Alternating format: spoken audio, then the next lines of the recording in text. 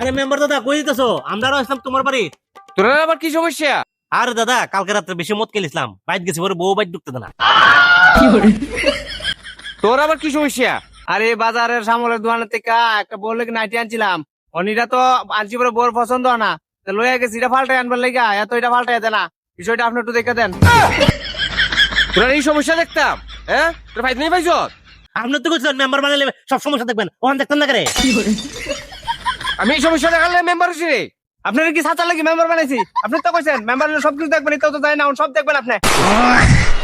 তোর এই সমস্যা দেখতাম, হ্যাঁ? তোর ভাই নেই পাইছ? আমি তো জানি না, আমার বউরে বুঝে আমার বাইট হয়ে দেন। আমি তো বুঝি না, আমার নাইটি আপনি পাল্টাই না দেন। তোর আমি কইছিলাম নি মদ খেয়েছো তুই এর বাড়ি যেতে, আর তোর কইছিলাম নি তোর বললে নাইটি আনতে। আমি তো জানি না, আমি মদ খাই না, যা খুশি করি। আমার বাইট সমস্যা হলে তোমার দেখতিব, কারণ তোমার মেম্বার বানাইছি আমরা।